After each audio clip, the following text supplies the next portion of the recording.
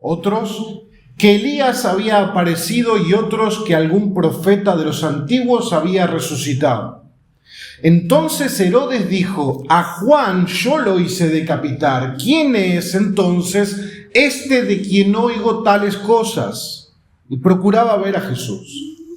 Cuando los apóstoles regresaron, dieron cuenta a Jesús de todo lo que habían hecho, y tomándolos con él, se retiró aparte a una ciudad llamada Betsaida. Pero cuando la gente se dio cuenta de esto, lo siguió, y Jesús, recibiéndolos, les hablaba del reino de Dios y sanaba a los que tenían necesidad de ser curados. El día comenzaba a declinar y acercándose los 12 le dijeron: despide a la multitud para que vayan a las aldeas y campos de los alrededores y hallen alojamiento y consigan alimento, porque aquí estamos en un lugar desierto. Denles ustedes de comer, les dijo Jesús. Y ellos dijeron: no tenemos más que 5 panes y 2 peces, a no ser que vayamos y compremos alimento para toda esta gente, porque había como 5.000 hombres.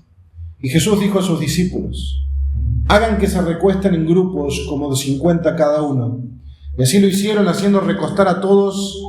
Tomando él los 5 panes y los 2 peces, levantó los ojos al cielo, los bendijo, los partió y los iba dando a los discípulos para que los sirvieran a la gente. Todos comieron y se saciaron, y se recogieron de lo que les sobró de los pedazos 12 cestas llenas. Hasta aquí la palabra del Señor. Lo que vemos en este texto, hermanos, es Jesús es el Rey, que nos llama a confiar en su poder y su provisión mientras vivimos como sus discípulos. Eso vamos a ver en nuestro pasaje. 3 puntos para los que toman nota. Primer punto: Jesús envía a sus discípulos en el poder de su reino, versículo 1 al 6. Luego Jesús revela su identidad como el Rey Mesías, versículos 7 al 9. Y Jesús provee abundantemente para su pueblo, versículo 10 al 17. Y si han visto en la estructura del texto, son las 3 escenas de nuestro pasaje. La primera, que Jesús envía a los discípulos en el poder de su reino. La segunda, con Herodes, donde vemos que Jesús revela su identidad como el Rey Mesías. Y la tercera, donde Jesús provee abundantemente para su pueblo. Y quisiera que a lo largo de todo el sermón te hagas una pregunta a ti mismo. ¿Vieron cuando los salmos, el salmista le habla a su alma? Alma mía, alaba al Señor. Bueno, quisiera que hagas una pregunta a lo largo de todo este sermón. Alma mía, ¿en quién confías? Hazte esa pregunta. Jesús tiene una primera misión para sus 12 apóstoles. Estos son una categoría especial de los discípulos. Estos 12 hombres habían sido escogidos luego de haber predicado el Sermón del Monte. Hasta este momento, los 12 apóstoles habían estado siempre aprendiendo de su maestro. Los 12 habían estado escuchando las predicaciones sobre el reino de Dios, habían visto sanar a los enfermos, habían visto liberar a los endemoniados, incluso habían visto cómo Jesús resucitaba muertos. Pero si recuerdan, al principio de los evangelios, se nos dice que Jesús encontró a Pedro y Andrés pescando y les dijo: síganme y yo los haré pescadores de hombres. Hay un momento en que el aprendiz tiene que dar un paso más. Y si uno mira al pescador como pesca, hay un punto en el que el pescador, si es un buen maestro, le pasará la caña al que está mirando. Jesús le había dicho a los apóstoles: a ustedes les es dado el entender los misterios del reino de Dios, pero a los demás no. Por eso les hablamos en parábolas. ¿Recuerdan la parábola del sembrador? Y es ahora donde los discípulos les toca ser a ellos los sembradores que siembran la semilla de la palabra en los corazones. Y reuniendo Jesús a los 12, dice el versículo 1, les dio poder y autoridad sobre todos los demonios. ¿Cuántos? Sobre esta categoría, sobre todos los demonios, incluso del propio Satanás, todos los demonios, y para sanar enfermedades.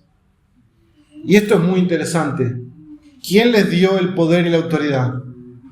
Jesús. ¿Quién posee el poder y la autoridad? Jesús. Ahora ellos van a tener un poder y una autoridad delegada, y eso es sumamente importante. No es la autoridad de los apóstoles, no es la autoridad de la fe de los apóstoles, es la autoridad delegada de Jesús para una tarea en particular. Su efectividad va a radicar completamente en que los 12 dependan del poder y la autoridad que Jesús les delegó. Tienen una misión, pero tienen que depender del poder de Jesús y depender de la autoridad de Jesús. Fueron enviados con el poder del Rey a proclamar el reino de Dios y a confirmar dicho mensaje con las señales que acompañan al reino mesiánico. Lo hemos visto a lo largo de todo el Evangelio de Lucas, cómo los milagros tienen el propósito de autentificar el mensaje del Evangelio. ¿Qué comprendía proclamar el reino de Dios? Los apóstoles son mandados a proclamar el reino. ¿En qué consiste proclamar el reino? Juan el Bautista es el primero que nosotros vemos que inicia su ministerio anunciando lo siguiente: arrepiéntanse porque el reino de los cielos se ha acercado. Arrepiéntanse porque el reino de los cielos se ha acercado. Mateo 3:2. Luego Marcos nos dice al comienzo de su evangelio que cuando Jesús inició su ministerio de predicación en Galilea, Jesús dijo: el tiempo se ha cumplido y el reino de Dios se ha acercado. Arrepiéntanse y crean en el evangelio. Y también Lucas en su capítulo 4 nos dice que Jesús le dijo a los apóstoles que también a las otras ciudades debo anunciar las buenas nuevas del reino de Dios. Buenas nuevas, léase evangelio, el evangelio del reino de Dios, porque para esto yo he sido enviado. Jesús envía a sus discípulos a predicar el reino, pero Jesús mismo es llamado el apóstol del Padre. Él es el enviado de Dios Padre a proclamar la buena nueva del reino. Y en Mateo capítulo 10, cuando Mateo, como los sinópticos los sinópticos son Mateo, Marcos y Lucas. Estos tres evangelios tienen este episodio narrado. Mateo dice específicamente que Jesús les dijo: cuando vayan, prediquen diciendo el reino de Dios, de los cielos, se ha acercado. Entonces no tenemos duda alguna de cuál era el mensaje que ellos llevaban. El reino de Dios se había acercado. El evangelio del reino, entonces, es el mensaje que los discípulos debían proclamar, y de hecho proclamaron. Aún no era el evangelio de Jesucristo resucitado. Hay diferentes etapas en el evangelio. Esta era la buena noticia de que el reino se había acercado y por ende el rey había aparecido, pero todavía no es la buena noticia del evangelio de Jesucristo y este resucitado. Eso llegaría más tarde. Los discípulos luego tendrían la gran comisión de predicar ese evangelio por todas las naciones, pero eso viene después. Lo que ellos tienen que anunciar ahora es a todos que ese reino que Dios había prometido antiguamente por los profetas estaba cerca. Se estaba acercando como nunca antes en toda la historia de la redención. Luego de los 400 años de silencio que conocemos en el periodo intertestamentario entre los dos testamentos, está llegando una proclama. Dios envía heraldos, Dios envía a Juan el Bautista, luego envía a su hijo y su hijo envía a los apóstoles a decir: el reino de Dios prometido está acercándose. Y las señales que los apóstoles hacían eran esa confirmación mesiánica de la verdad de su mensaje. una autoridad delegada por el rey Mesías, el que había sido anunciado por los profetas. Ante este despliegue de poder, este despliegue de señales, la audiencia debía responder en arrepentimiento. Debían arrepentirse de sus pecados y volverse a Dios de todo corazón, como lo que vemos que sucede con Juan el Bautista. El pueblo de Dios por siglos y siglos esperando el advenimiento del reino prometido. Y Dios envía a sus heraldos a anunciar: el reino está llegando, pónganse en cuentas con Dios.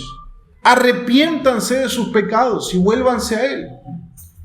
Pero nosotros sabemos por las Escrituras que a lo suyo vino y los suyos no le recibieron. Los apóstoles estaban cumpliendo lo que Isaías dice en 52:7. Qué hermosos son sobre los montes los pies del que trae buenas nuevas, del que anuncia la paz, del que trae las buenas nuevas de gozo, del que anuncia la salvación y le dice a Sión: tu Dios reina. Sión es el nombre para Jerusalén. Hace poco celebramos la Navidad y hemos visto probablemente en nuestras lecturas estos textos. Pero el niño no quedó niño. Isaías también anuncia sobre eso, que el niño nació para traer un reino. Isaías 9:6. Porque un niño nos ha nacido. ¿Recuerdan ese texto? Porque un niño nos ha nacido. Pero más adelante dice: sobre el trono de David. ¿Qué es un trono? El lugar donde se sienta el rey y donde gobierna el rey. Ese niño se sentará sobre el trono de David y sobre su reino para afianzarlo y sostenerlo con el derecho y la justicia desde entonces y para siempre. Un reino que iba a llegar y nunca más iba a ser destituido.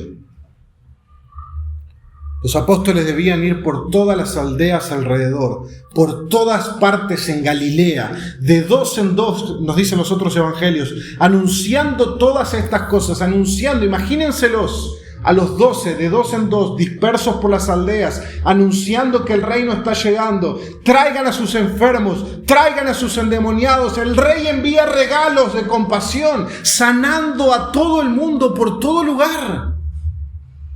¡Qué imagen! Tienen instrucciones precisas de Jesús sobre no llevar más nada que lo que tienen puesto. Eso es lo que Jesús les dice. No lleven ni un bastoncito para el viaje, o sea, no lleven una vara de viajero donde apoyarse para caminar, no lleven alforja, ni un morral, ni un bolsito, no lleven pan, no lleven dinero, ni siquiera lleven 2 mudas de ropa. La idea detrás de todo eso no era vivir un voto de pobreza, sino que eran básicamente por 2 razones. La primera, había una urgente necesidad de salir por todas partes a predicar y sanar. Era urgente. ¿Por qué? Jesús está terminando su ministerio en Galilea. El ministerio de Jesús en Galilea está llegando a su fin y va a emprender su viaje final a Jerusalén, donde Él va a morir en la cruz del Calvario. No va a volver a Galilea. Y Él envía a sus apóstoles para que siembren por todos lados, para que hagan ruido por todos lados sobre que el reino ha llegado. ¿Por qué? Porque eso va a preparar para que luego de su muerte y su resurrección, eso resuene por todos lados. Fíjense qué maravilloso es lo que está ocurriendo en los evangelios. El rey está trayendo su reino. El rey ha enviado sus heraldos por todos lados. El reino está llegando, el reino está llegando, el reino ha llegado. Arrepiéntanse, arrepiéntanse. Hay regalos del rey, anticipaciones del reino futuro. Y de repente el rey muere. Pero el tercer día el rey resucita en gloria. ¿cómo eso empezaría como un reguero de pólvora? Como un eco, como una onda expansiva por todos lados. Entonces la primera razón de por qué era urgente salir es esa. La segunda tiene que ver con entrenamiento práctico pastoral. Los discípulos tienen que aprender una lección de fe. Ellos deben ir así porque deben depender completamente de la provisión de Dios para el día a día. Ellos tienen que depender de la provisión de Dios. No debían llevar provisión para ellos mismos, sino que la instrucción de Jesús es: busquen una casa en la ciudad que entren. Los otros evangelios nos hablan de que la persona que los reciba sea digno.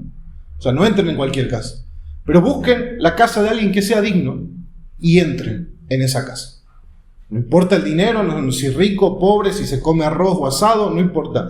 Entren en esa casa, quédense en esa casa, y cuando terminen de predicar, terminen de sanar en esa ciudad, se van de esa casa. ¿Entendido?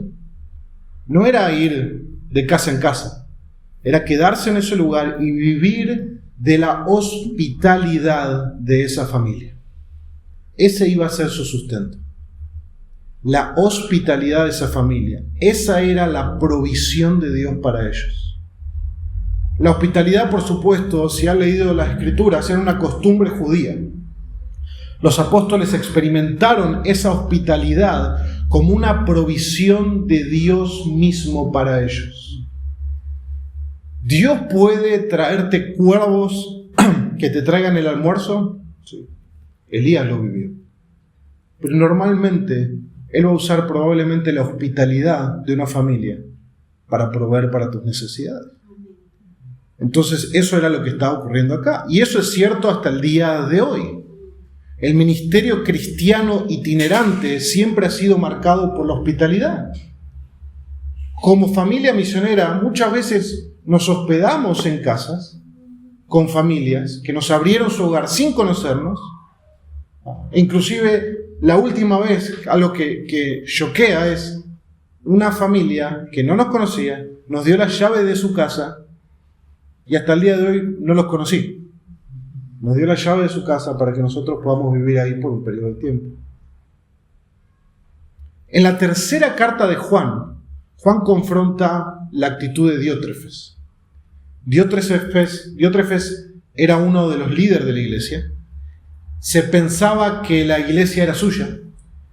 Y el apóstol dice que Diótrefes no recibe a los hermanos y no permite que los hermanos de la iglesia reciban en sus casas y los hospeden a predicadores que van por el mundo predicando la palabra. Y si algún hermano osa mostrar hospitalidad con personas que Diótrefes no había aprobado, los echaba de la iglesia. Cualquier similitud con la realidad no es pura coincidencia. Diótrefes se había adueñado de la iglesia. Y el punto ahí es la hospitalidad. La hospitalidad es un mandamiento para el cristiano. E incluso, si ustedes se fijan, es un requisito para ser un anciano en la iglesia local.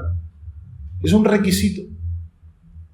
El apóstol Pablo enumera los deberes cristianos en Romanos 12 y señala que debemos estar, y cito, contribuyendo para las necesidades de los santos, practicando la hospitalidad. Debemos proveer para las necesidades de otros practicando la hospitalidad.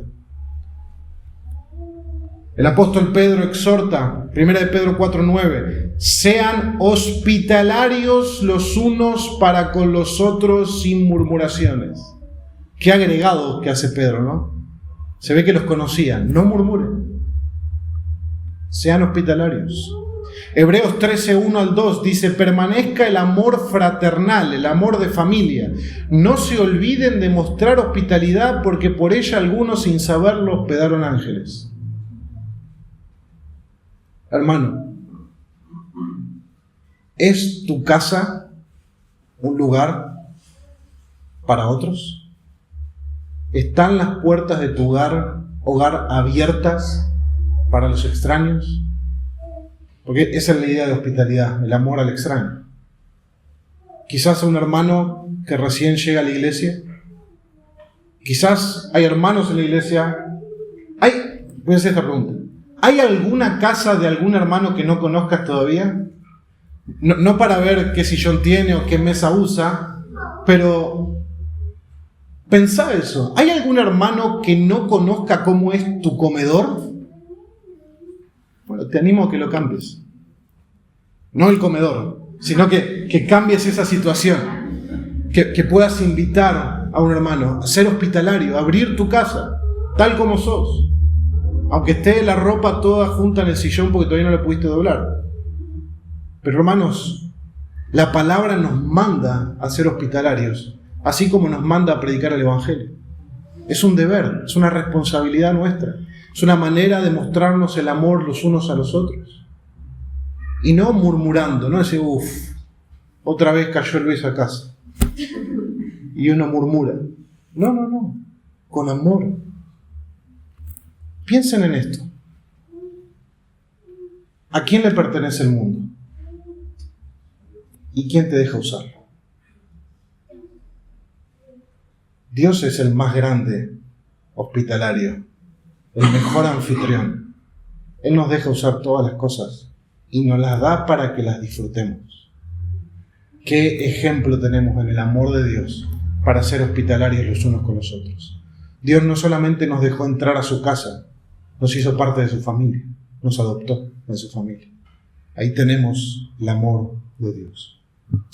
Pero si no eran recibidos, tenían también instrucciones de Jesús que debían realizar una señal externa de sacudirse el polvo de los pies.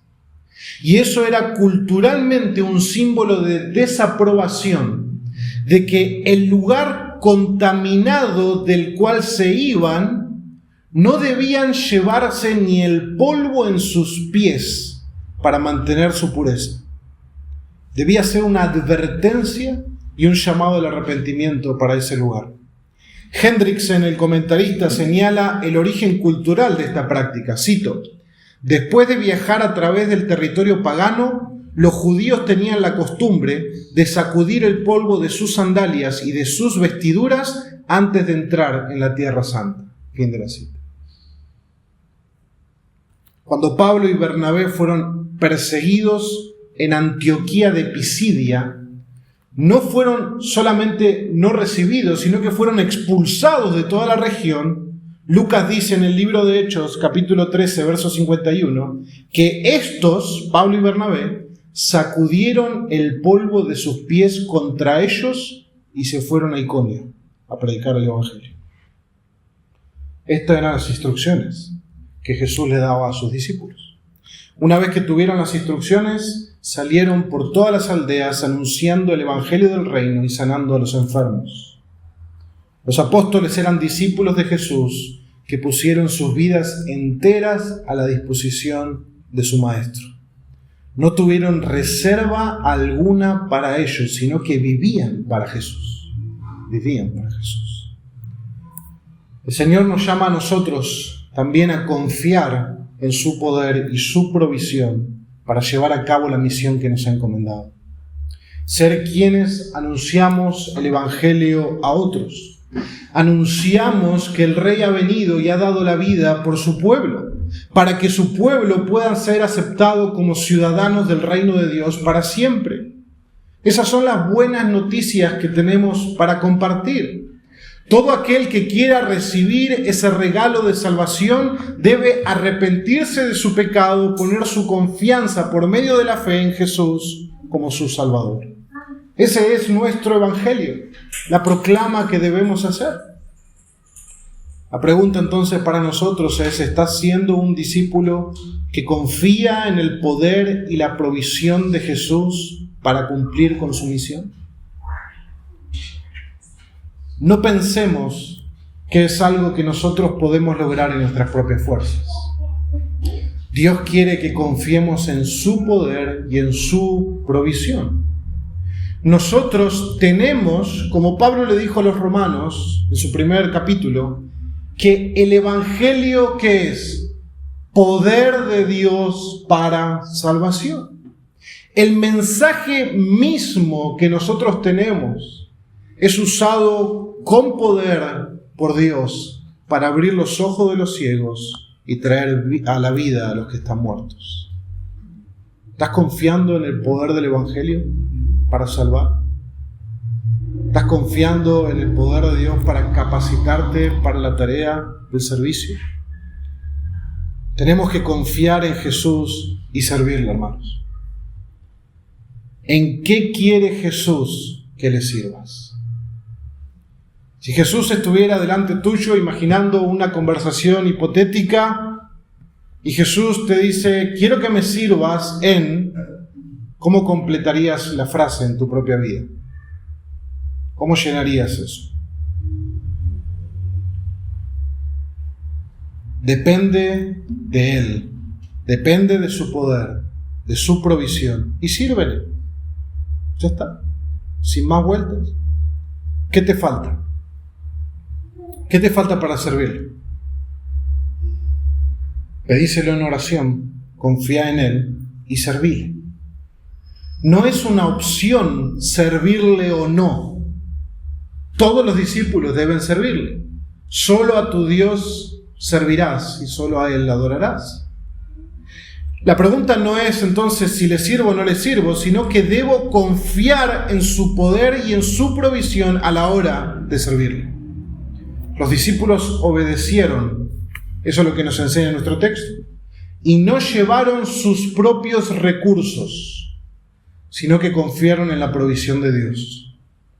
Nunca dejes que el miedo te frene de servir a Jesús.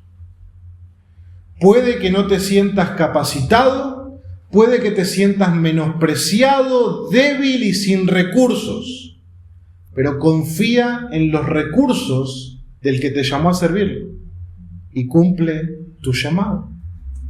Jesús siempre capacita a los que Él llama. Normalmente no llama capacitados, sino que capacita a los que Él llama. Los discípulos obedecieron y salieron por todas las aldeas, y todo lo que hacían hizo muchísimo ruido, tanto ruido que llegó a los oídos de Herodes. Y ahí pasamos a nuestro segundo punto, versículos 7 y 9. Se dice que no hay peor ciego que ¿quién? Que el que no quiere ver. Y que no hay peor sordo que el que no quiere oír. Herodes era ambas cosas. Herodes era ambas cosas. Herodes Antipas era el tetrarca de Galilea, es decir, el gobernante de la región puesto por el imperio romano. Los otros evangelios, Mateo y Marcos, lo señalan como rey. Ese era un título que se usaba para hablar de Herodes. Herodes era uno de los hijos de Herodes el Grande. Es importante para no confundirnos que Herodes es más bien un título que un nombre. Entonces hay muchos Herodes. Herodes el Grande es aquel que estaba en el poder cuando nació Jesús. Es aquel que recibió a los magos de Oriente y aquel que mandó a matar a los niños en Belén. Ese es Herodes el Grande. Pero el que está en este pasaje es Herodes Antipas, el tetrarca de Galilea, hijo de ese Herodes el Grande que ya había muerto. Herodes Antipas es conocido porque él había tomado para sí la mujer de su hermano. Y ese hecho hizo que Juan el Bautista lo confrontara públicamente, lo que derivó en el encarcelamiento de Juan, lo que derivó posteriormente en la muerte de Juan, que ya ha ocurrido en nuestro evangelio. Y si bien Herodes había escuchado a Juan el Bautista predicar el bautismo de arrepentimiento, predicar la llegada del reino y del Mesías, Herodes nunca había creído. Pero cuando escucha todo lo que los apóstoles están haciendo y todo lo que está ocurriendo en el nombre de Jesús, se queda perplejo. Y la palabra perplejo es confuso, dubitativo. Se queda en cambio, o sea, no entiende lo que está pasando, no sabe para dónde salir. No entiende cómo explicar lo que sucede. Y lo peor de todo, no entiende dónde encasillar a Jesús. ¿Qué es Jesús? ¿Quién es Jesús? La gente, nos dice el pasaje, estaba diciendo por todos lados, Juan el Bautista resucitó. Otros decían, no, es Elías el que dijo Malaquías, cuando dice Malaquías 4:5, les envío al profeta Elías antes que venga el día del Señor grande y terrible. Entonces debe ser Elías. Y otros decían, no, alguno de los antiguos profetas fue resucitado. Léase Jeremías, Isaías. O sea, uno de los profetas antiguos fue resucitado. Herodes tenía más preguntas que respuestas, pero no era ninguna de esas opciones. Además, Herodes mismo afirma en el texto, yo mandé a matar a Juan. Juan yo mandé a decapitarlo. Entonces la gran pregunta de toda esta sección de Lucas, de toda la primera mitad del Evangelio de Lucas, es repetida por Herodes. Y es, ¿quién es este? ¿Quién es este? ¿Quién es este? Y procura ver a Jesús. Las señales que hacía Jesús eran evidencias claras de que Él era el Mesías prometido, el verdadero Rey de Israel. Dicho sea de paso, ese título era un título que le encantaba ostentar a Herodes. Herodes quería ser conocido por los judíos como el Rey de los judíos, el Rey de Israel, aunque ni siquiera era un verdadero judío. En este episodio de Herodes, y es importantísimo ver cómo Lucas ordena estos episodios. Así como vimos la semana pasada cómo Lucas ordenó en medio del episodio de Jairo, puso la mujer. Bueno, en medio de la ida de los apóstoles y el regreso de los apóstoles, Él nos pone una escena de Herodes. Y debemos pensar en la estructura de la narrativa de este pasaje como en escenas, como en una película, en una escena, otra escena, otra escena. Entonces, en la escena de Jesús enviando a los apóstoles y antes de la escena de la multiplicación de los panes, el director, que es el Espíritu Santo, nos lleva a ver qué ocurre en el palacio de Herodes y nos lleva a ver a aquel que es el más poderoso en esa región y que no tiene ni idea de lo que está pasando. Y es irónico, es fabuloso lo que hace Lucas inspirado por el Espíritu. Herodes está en medio de dos escenas donde él no lo ve, pero nosotros sí lo vemos. Vemos el poder y la provisión de Jesús para su pueblo. Ambas cosas que el verdadero rey debe asegurar. Se evidencia la confusión que existe entre los poderosos, entre las personas que no entienden bien la identidad de Jesús, que tienen ojos y oídos, pero no ven y no oyen. Esa es la confusión que ellos tienen. Y eso sucede en el mundo que nos rodea. Mucha gente alrededor nuestro oye hablar de Jesús. Desde presidentes, reyes, celebridades, hasta cualquier vecino. Pueden incluso ver vidas transformadas por el poder del Evangelio y sin embargo siguen confusos sobre quién es Jesús. Y esto nos muestra algo bellísimo. El Evangelio no se le revela a alguien por el poder, la riqueza o la fama que tiene. El Evangelio es algo que obra por medio del arrepentimiento y la fe. El Evangelio es algo que Dios otorga milagrosamente a los humildes. Es bellísimo. Y algunos, como Herodes, procuran ver a Jesús, quieren saber más de él, invítenme al culto, o sea, quieren ir a una iglesia, quieren entender un poco más qué es todo esto que está pasando, pero no tienen la intención de arrepentirse y creer en Cristo por medio de la fe. De hecho, Herodes forma parte del complot que va a matar a Jesús, finalmente.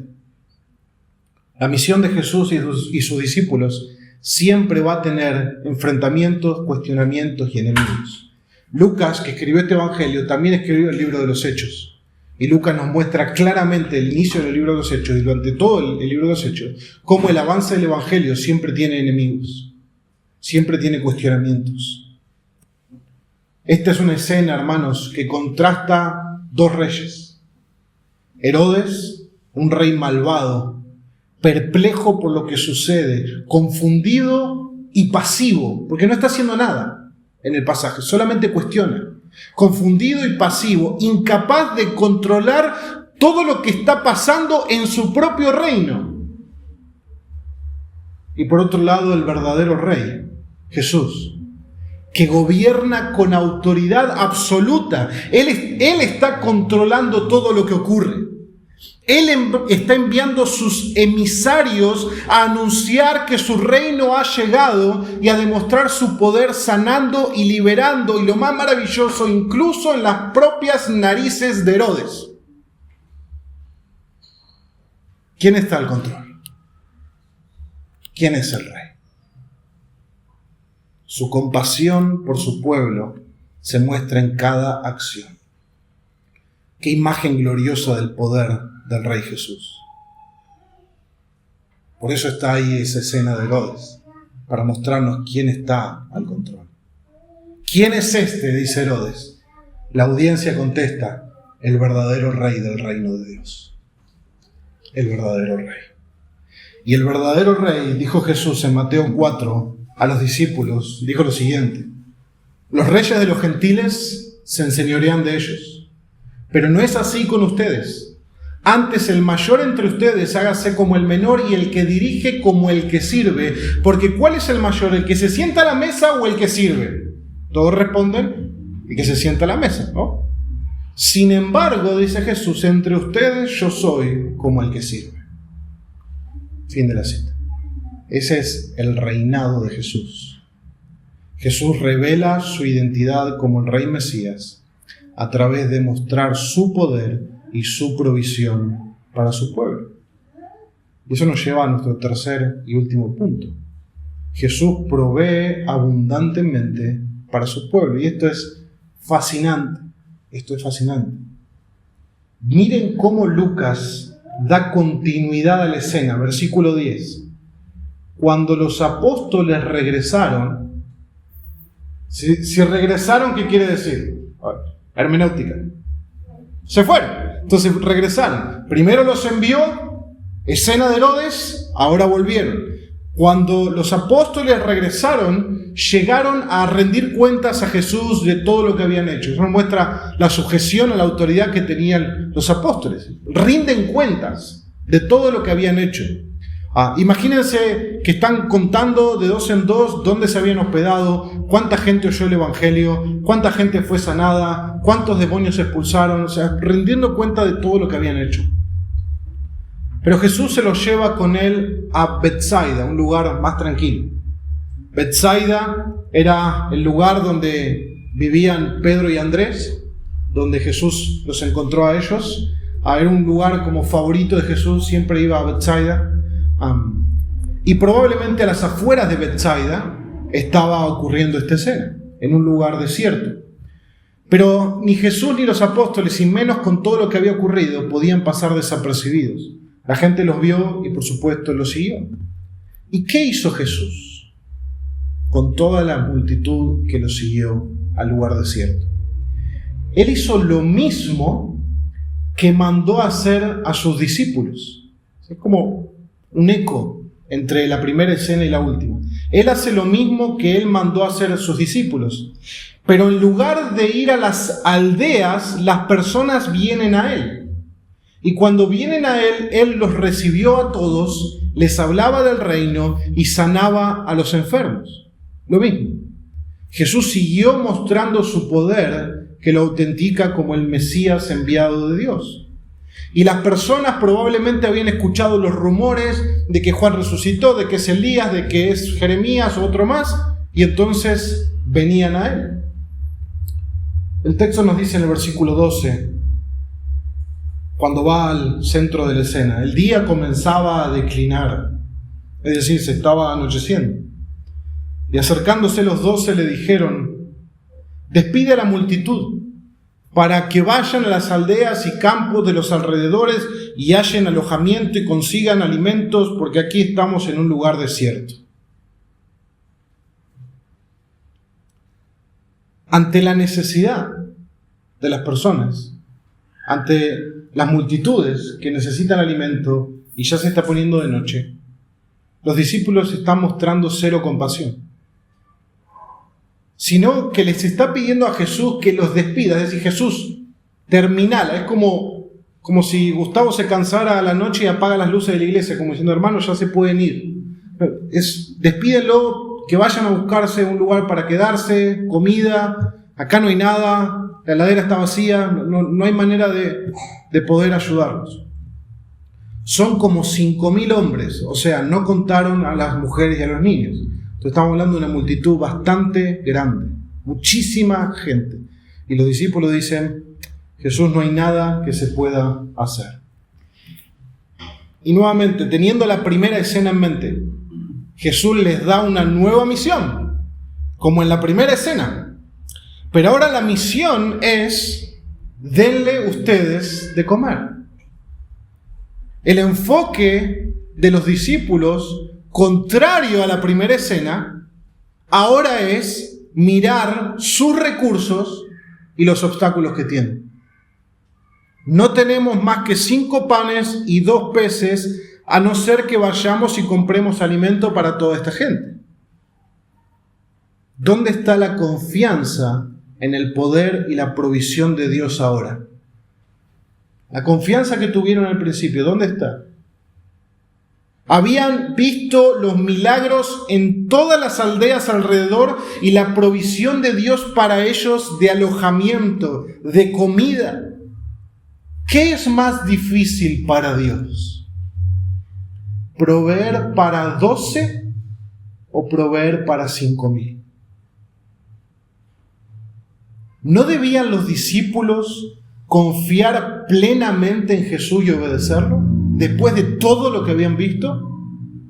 Yo me imagino que pudieran haberle dicho algo como, sí, maestro, lo haremos. No sabemos cómo, pero en tu palabra lo vamos a hacer. En tu palabra les daremos de comer. Así como Pedro podía recordar tirar la red al costado de la barca mar adentro y ver que las redes se rompían por la abundante provisión de Dios. Señor, hemos pescado toda la noche. Y si a esta altura del día ya no hemos conseguido nada, probablemente no vamos a volver a conseguir. Pedro, boga mar adentro y echa la red. En tu palabra echaré la red. Y bogó mar adentro pensando, esto es lo más inútil que he hecho el último fin de semana. Y tira la red. Y los vecinos tienen que venir a ayudarlos porque las redes se rompen. Pero así somos. Pedro también se había olvidado de la abundante provisión que él había experimentado de parte de Dios. Algunos comentaristas señalan muy bien que esta escena rememora la provisión de maná en el libro de Éxodo. Una multitud que no tiene que comer, está en un lugar desierto, cuyo Dios está en medio de ellos. ¿Qué hizo Dios en Éxodo 16 con su pueblo en el desierto? Mostró compasión, poder y provisión para su pueblo. Les dio a comer el pan del cielo, el maná, que estuvo cada día para ellos por 40 años. Aproximadamente 14.400 días. No dejó de caer maná en el desierto para el pueblo. El poder y la provisión de Dios eran sobreabundantes para su pueblo. El Salmo 78 rememora la queja del pueblo contra Dios, versículos 19 y 20. Hablaron contra Dios, dice el salmista, y dijeron, ¿podrá Dios preparar mesa en el desierto? Entonces él golpeó la roca y brotaron aguas y torrentes se desbordaron. ¿Podrá también dar pan? ¿Proveerá carne para su pueblo? Fin de la cita. Los israelitas que vieron las maravillas que Dios hizo en las plagas de Egipto, no creían que Dios podía proveerles alimentos para ellos en el desierto. Los discípulos que vieron las maravillas que Dios mismo hizo a través de ellos, no creían que Dios podía proveer alimento a esa multitud en el desierto. Y así somos vos y yo. Olvidamos la fidelidad de Dios. Olvidamos su poder, su compasión, su provisión. Pensamos que en algún momento Dios está limitado, que Dios se ha cansado de proveernos, que a Dios se le agota la paciencia por nuestras fallas, que Él ha dejado de compadecerse de nosotros.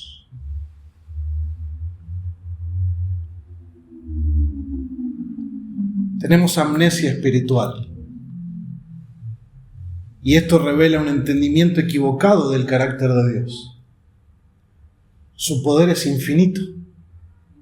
Su provisión es sobreabundante.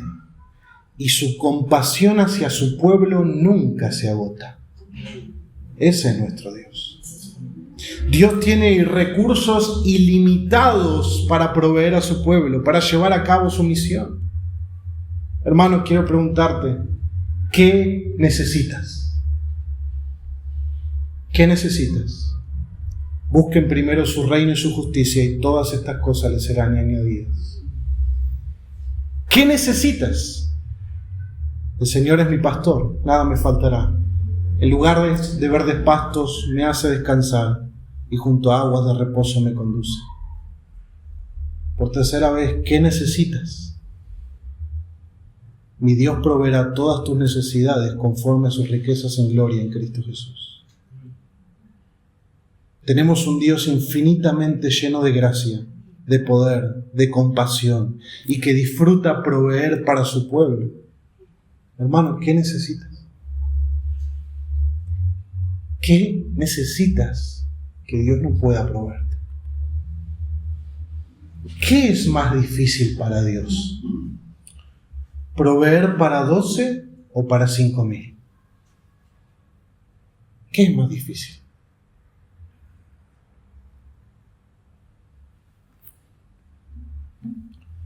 Los discípulos estaban sarcásticos. Nosotros nos ponemos sarcásticos con Dios varias veces. Tenemos 5 panes y 2 peces. Si no, vamos y compramos alimento para todos. Parecían argentinos ahí. Y me imagino a Jesús diciendo esto no está en la Biblia, por supuesto, me lo imagino yo.